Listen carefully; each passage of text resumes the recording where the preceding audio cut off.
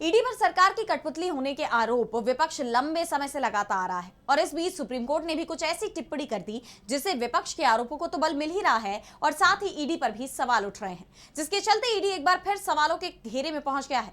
तो क्या है पूरा मामला और सुप्रीम कोर्ट ने क्या की है टिप्पणी, जानने के लिए देखिए ये रिपोर्ट। सुप्रीम कोर्ट ने तमिलनाडु में शराब की दुकान के लाइसेंस से जुड़े Tamil Nadu state marketing corporation limited घोटाला केस में ईडी यानी प्रवर्तन निदेशालय की छापेमारी पर सवाल उठाए हैं। अदालत ने ईडी से सवाल किया है कि क्या आप राज्य पुलिस की शक्तियों में दखल नहीं दे रहे।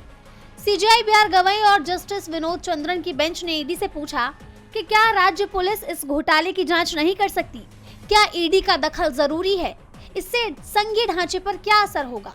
दरअसल ईडी ने मार्च में Tamil Nadu state marketing corporation limited के चेन्नई में मुख्यालय पर 1000 करोड़ के घोटाले मामले में छापेमारी की थी। इसमें शराब की बोतलों की कीमत बढ़ाना, टेंडर में हेराफेरी और रिश्वतखोरी का मामला शामिल है। छापेमारी के दौरान अधिकारियों ने कंप्यूटर और बाकी सामान भी जब्त कर लिए थे।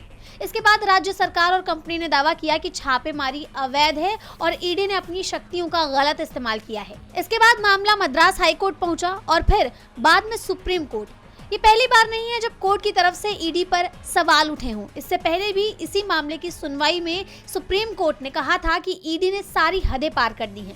जब राज्य सरकार की जांच एजेंसियां इस मामले में कार्यवाही कर रही हैं, तो ईडी को हस्तक्षेप करने की जरूरत नहीं है।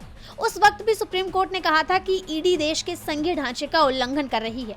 बड़ी बात तो यह है कि विपक्ष भी इसी तरह के आरोप ईडी पर लगाता आ रहा है। विपक्ष की तरफ से ईडी को बीजेपी की कठपुतली तक बताया गया है। ऐसे में सुप्रीम कोर्ट का ईडी पर सवालों की बौछार करना विपक्ष के आरोपों को और बल देने का काम कर रहा है। डीबी लाइव की रिपोर्ट।